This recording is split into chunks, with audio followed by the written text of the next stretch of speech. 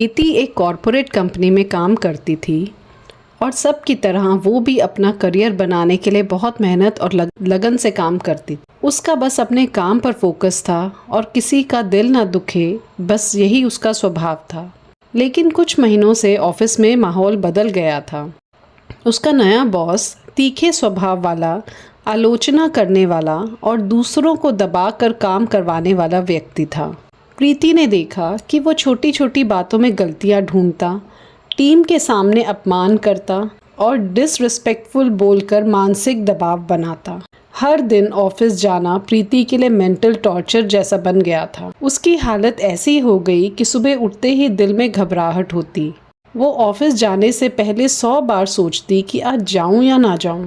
हर शाम जब घर लौटती उसका चेहरा थका हुआ होता। उसकी बेटी पूछती, मम्मी आप इतने चुप क्यों हो गई हो?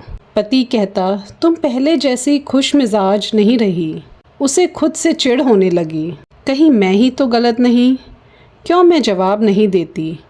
मैं अपने आप को बहुत कमज़ोर फील कर रही हूँ। हर रात सोते हुए वही बातें दोहराती, बॉस का अपमान, अपनी चुप्पी, भीतर की घुटन। एक रात दर्द में डूबी मंदिर में जा बैठी, अंदर से टूटी हुई लेकिन बाहर से शांत। उसने आंखें बंद की और कहा, कृष्ण, मुझे कुछ समझ नहीं आ रहा, क्या करूं? मैं टूट रही हूं। उसकी आंखें भीगी थीं और तभी एक धीमा प्रकाश और मन के भीतर गूंजती हुई मधुर वाणी। सखी, जब कोई तुम्हें नीचा दिखाने की कोशिश करता है, वो तुम्हारे बारे में नहीं, अपने अहंकार और इनसिक्योरिटी के बारे में बता रहा होता है। मैं तुम्हें 5 बातें बताता हूँ जिससे तुम्हारा मन शांत होगा और तुम फिर से अपने स्वरूप से जुड़ोगी। पहला, अगर कोई तुम पर जहर उगले तो तुम्हें भी जहर नहीं बनना है। उनका व्यवहार मत अपनाओ। उनके नकारात्मक ऊर्जा को अपने अंदर ना आने दो। तुम्हें अपने आप को उस एनर्जी में नहीं गिराना है।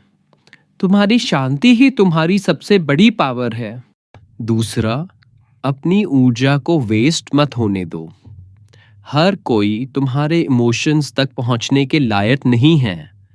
अपने मन में एक प्रकाश का घेरा अपने चारों ओर बनाओ, एक रक्षा कवच। रोज मुझे याद करो और खुद को अंदर से चार्ज करो। तीसरा, हर बात पर प्रतिक्रिया मत दो। उनकी हर बात का जवाब देना तुम्हारा धर्म नहीं है। अगर तुम्हें उनको जवाब देना है तो बहुत शांत मन से देना है। चौथा, उनके ओपिनियन से खुद को अलग करो, क्योंकि टॉक्सिक लोग आपको कंट्रोल करके ही जीते हैं। जब उनके शब्द तुम्हारे मन को कंट्रोल नहीं कर पाते तो उनकी पावर खत्म हो जाती। पांचवा, और अगर फिर भी बात नहीं बनती तो प्रेम पूर्वक और दया भावना से उसे दूर हो जाओ। हर युद्ध लड़ना जरूरी नहीं है।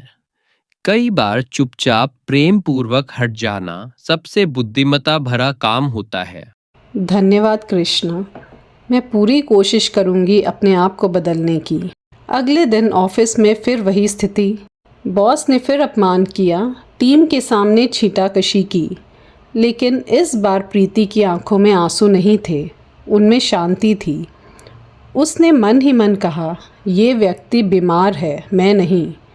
उसने शांति से काम किया, उत्तर नहीं दिया, लेकिन भीतर एक उजाला था, कृष्ण का उजाला। धीरे धीरे बॉस भी बदलने लगा। टीम ने नोटिस किया कि प्रीति पहले से मजबूत दिखती है।